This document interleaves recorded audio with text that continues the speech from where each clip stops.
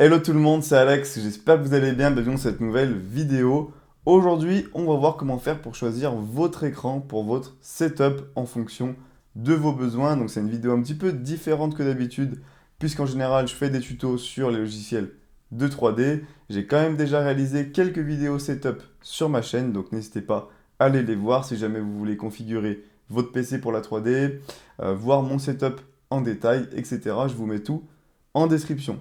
Donc dans cette vidéo, on va voir comment choisir votre écran pour votre setup. Donc on va voir plusieurs cas. Par exemple, si vous voulez jouer à des jeux vidéo uniquement, si vous voulez également faire du design, si vous voulez un petit peu un mix des deux, je vous parlerai également de cet écran, mais également d'un autre écran que j'utilise depuis quelques semaines qui m'a été envoyé par BenQ. Donc c'est le PD2725U que je vous présenterai en détail dans la deuxième partie de cette vidéo. Il s'agit d'un écran professionnel où les couleurs sont justement fidèles, etc. Donc on en reparlera juste après. Donc je ne suis pas sponsorisé pour réaliser cette vidéo, ils m'ont juste envoyé l'écran, donc déjà un grand merci à eux, et je suis libre de donner mon avis, que ce soit positif ou négatif sur cet écran.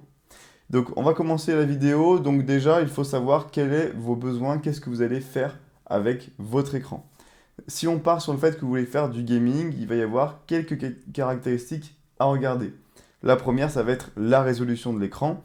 Donc si vous prenez du Full HD, du 4K, un entre-deux par exemple, etc. Ce qu'il faut savoir, c'est que plus vous aurez une résolution élevée, plus vous aurez une image de qualité, et plus vous aurez un confort visuel, que ce soit pour lire les textes, plus le jeu vidéo sera net, etc. Mais en contrepartie, plus vous aurez besoin d'un PC performant, avec notamment une bonne carte graphique pour faire tourner le jeu, avec un nombre d'images par seconde suffisant pour que ce soit confortable. Et jouer en 4K, c'est quand même assez dur et il faut quand même un PC plutôt haut de gamme pour pouvoir jouer à ce genre de jeu en 4K. Donc, pour ça, eh ben, choisissez bien votre résolution d'écran, sinon vous ne pourrez pas forcément en profiter. Aujourd'hui, grâce à des technologies comme par exemple le DLSS de Nvidia, vous allez pouvoir, grâce à l'intelligence artificielle, upscaler l'image de votre jeu vidéo, c'est-à-dire jouer dans une résolution plus faible et agrandir l'image virtuellement, on va dire, en 4K. Donc ça va simuler du 4K alors que vous jouez pas vraiment en 4K. Donc au niveau qualité, c'est pas comme si on était 100% en 4K, mais ça se rapproche et on a un nombre d'images par seconde déjà beaucoup plus élevé. Donc ça peut être une bonne alternative. Par contre, il vous faut forcément une carte graphique Nvidia compatible. Ensuite, on va regarder le taux de rafraîchissement. Donc ça, c'est super important sur un écran gamer. En général, un écran, c'est un taux de rafraîchissement de 60 Hz, c'est-à-dire que vous pouvez afficher maximum 60 images par seconde sur votre écran. Un écran gamer, c'est plus aux alentours des 144 Hz, 165 Hz, des fois même 300 Hz pour les écrans de professionnels, etc. Là, pareil, ce qu'il faut comprendre, c'est que si vous prenez un 144 Hz, vous allez avoir une image qui est beaucoup plus fluide, et même pour travailler, naviguer sur le bureau d'ordinateur, faire du montage, faire de la 3D, je trouve que c'est quand même beaucoup plus agréable pour travailler sur ce type d'écran à taux de rafraîchissement élevé. Par contre, encore une fois, en jeu, si vous voulez profiter de ça, il faudra un ordinateur puissant ou peut-être baisser un petit peu les graphismes du jeu afin d'atteindre les 144 FPS, donc les 144 images par seconde pour pouvoir en profiter. Moi, par exemple, sur mon écran MSI juste ici, qui est un écran 34 pouces, incurvé qui est fait pour le gaming, mais qui s'en sort plutôt bien au niveau des couleurs, donc c'est pour ça que je l'ai acheté, c'est un mix un petit peu des deux. Sur cet écran, on a 165 Hz, donc ça veut dire que si je veux en profiter pleinement, il faut que sur les jeux vidéo, je tourne à 165 images par seconde. Donc voilà pour la partie écran gamer, globalement ce que vous allez devoir regarder avant d'acheter ce type d'écran. Avoir un écran incurvé, c'est aussi pas mal parce que ça ajoute de l'immersion, vous êtes mieux dans le jeu vidéo. Ça peut être désagréable pour certains pour travailler. Moi honnêtement, je me suis habitué, donc c'est plus un problème. Mais voilà. Ensuite, si vous voulez plus un écran professionnel, que ce soit pour faire du design, de la retouche photo, du montage vidéo, de la création 3D, etc., on va avoir des écrans qui sont faits pour, comme le BenQ, que justement ils m'ont envoyé. Et donc on va passer sur le test de l'écran. Juste pour vous donner quelques caractéristiques à regarder pour acheter un écran de ce type, on va regarder bien sûr la résolution, Mais ce qu'on va surtout regarder, c'est justement si ça prend en compte toutes les couleurs et la précision des couleurs. Pour ça, on va avoir plusieurs certifications, comme le display P3 par exemple, dont est équipé l'écran BenQ, et le fait de couvrir 100% la gamme de couleurs. Et donc, le BenQ couvre 100% de la gamme sRGB. Donc, ça certifie qu'on a des couleurs qui sont toutes retransmises et précises. Également, quand on achète l'écran, on a un petit papier qui nous est donné avec justement le test de notre écran au niveau de la précision. Voilà, comme ça, pour les professionnels, ils peuvent avoir le test détaillé avec la précision de leur écran justement. Donc, c'est ça qui est top. Donc, je vous propose qu'on se retrouve tout de suite pour le test de l'écran.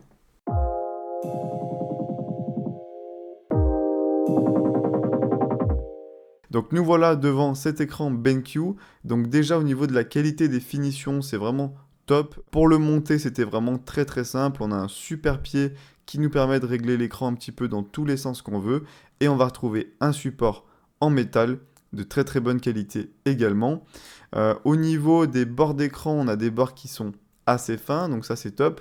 Au niveau de la taille, on est sur du 27 pouces. Donc moi je trouve qu'aujourd'hui 27 pouces c'est idéal pour travailler. En dessous, ça commence à faire petit et je trouve que c'est vraiment pas top. Donc moi, je conseille vraiment 27 pouces minimum. Le seul petit bémol, je dirais, c'est au niveau de l'épaisseur de l'écran. Comme on peut le voir, l'écran est quand même assez épais. On n'est pas sur du extra fin, etc. Mais je pense que ça, c'est une contrainte technique parce que tous les écrans professionnels pour les photographes, pour les créateurs, sont toujours un minimum épais, que ce soit les écrans Apple ou d'autres marques d'écran. Et je pense que c'est juste une contrainte technique due justement aux technologies et à la qualité de l'écran qui doit être au top du top. Également, pour revenir sur les caractéristiques techniques, on est sur du 3840 par 2160, donc du 4K. On va avoir la technologie AcuColor, qui est une technologie de BenQ qui nous permet d'avoir une précision de couleur, une certaine garantie en fait de précision de couleur. La gamme sRGB qui est pris à 100% et on a 95% du DCI P3. Donc honnêtement, c'est le top en termes de couleurs, parfait pour les photographes, parfait pour les monteurs vidéo. On a également l'HDR qui est compatible, donc HDR 400, donc ça c'est top également. Comme vous pouvez le voir, j'ai branché les derniers MacBook dessus avec le câble Thunderbolt 3 qui est fourni. Donc ce qui est génial avec ça, c'est qu'on n'a qu'un seul câble pour la transmission vidéo, la transmission audio, et le rechargement du Mac. Et donc là, on a une prise qui fournit 65 watts. Donc comme on peut le voir, la batterie du Mac est en cours de chargement, alors que je suis branché sur un écran et j'ai également la vidéo et l'audio qui passent. Donc ça, c'est top pour faire des setups minimalistes. Un seul câble pour tout. Donc moi, perso, ça, j'adore. Le petit bémol, c'est que j'ai testé sur mon Razer Blade, donc PC portable Windows, avec la prise Thunderbolt 3 et ça ne fonctionne pas. Donc on a l'audio qui passe, on a la vidéo qui passe, mais on n'a pas la recharge de l'ordinateur. Donc c'est sûrement une contrainte due à soit à Windows, soit au PC. Peut-être qu'il y a d'autres PC Windows qui marchent. Si jamais vous le savez, n'hésitez pas à me le dire en commentaire, je serais curieux de savoir. En tout cas, sur MacBook, c'est possible. Au niveau de la qualité de l'écran, ça va être dur de retransmettre en vidéo. Je ne sais pas si ça va bien se voir, mais c'est vraiment un autre niveau que tout ce que j'ai pu tester jusqu'ici. Ce que j'aime beaucoup, c'est qu'on a un mode spécial pour le MacBook qui s'appelle le mode M-Book, qui va nous permettre de répliquer les couleurs de l'écran du Mac. Donc si vous avez déjà testé un écran Retina, on a vraiment des couleurs incroyables, un contraste qui est magnifique. Honnêtement, c'est super agréable à chaque fois de travailler sur un écran de Mac. Et bien là, grâce à ce mode, on peut avoir la même chose sur le BenQ et je peux dire que ça marche vraiment plutôt bien. Pour changer de mode, on va utiliser justement cette petite molette qui est fournie avec l'écran de BenQ et qui va nous permettre d'aller dans les réglages de l'écran, de configurer notre écran sans forcément passer par les boutons qui sont situés derrière l'écran, donc c'est très pratique. Avec la molette, on va pouvoir jouer sur la luminosité, on va également pouvoir changer la source, passer d'un PC à un autre, si on a deux PC qui sont branchés dessus. Et avec les boutons 1, 2 et 3, on va pouvoir changer de mode de couleur, passer par exemple du mode M-Book au mode DCI 3 ou au mode sRGB par exemple. Donc ça, c'est vraiment top et c'est très pratique. On va retrouver également d'autres modes, notamment pour tout ce qui est modélisation 3D, dessin technique. Donc ça, j'ai vraiment apprécié le mode CAD qui va nous permettre d'avoir des contrastes plus élevés. Et donc on va mieux voir les formes des objets 3D, mieux voir justement tous les segments, etc. Donc c'est très agréable. Le 4K, honnêtement, je travaille pas sur un écran 4K d'habitude et là je trouve que c'est vraiment génial. On a un super confort, on voit super bien les textes, les yeux forcent moins je trouve, donc c'est vraiment très agréable. Et également j'ai pu faire un petit peu du montage vidéo avec les vidéos que j'ai prises quand j'étais en vacances en avril au Japon, des vidéos que j'ai filmées avec un iPhone 14 Pro Max, donc des vidéos en 60 images par seconde en 4K, et le rendu sur cet écran est incroyable. J'ai l'impression que c'est pas les mêmes vidéos et pas les mêmes photos, que ce soit sur mon écran MSI à mon écran BenQ, ça n'a rien à voir. Donc je pense que je vais même finir mon montage vidéo sur mon voyage au Japon directement sur cet écran plutôt que sur mon écran principal, parce que c'est vraiment vraiment mieux. Donc voilà pour ce guide sur comment choisir votre écran et le test de l'écran BenQ. Encore merci à BenQ de m'avoir fait confiance. Vous retrouverez en description le lien vers la page de l'écran et également vers Amazon. C'est un lien affilié si jamais vous souhaitez acheter cet écran. Dites-moi en commentaire quel écran vous utilisez aujourd'hui et si vous comptez passer sur un autre écran par exemple. Je serais curieux de lire tous vos commentaires. Donc voilà, c'était Alex. J'espère que la vidéo vous a plu et je vous dis à très bientôt. Ciao!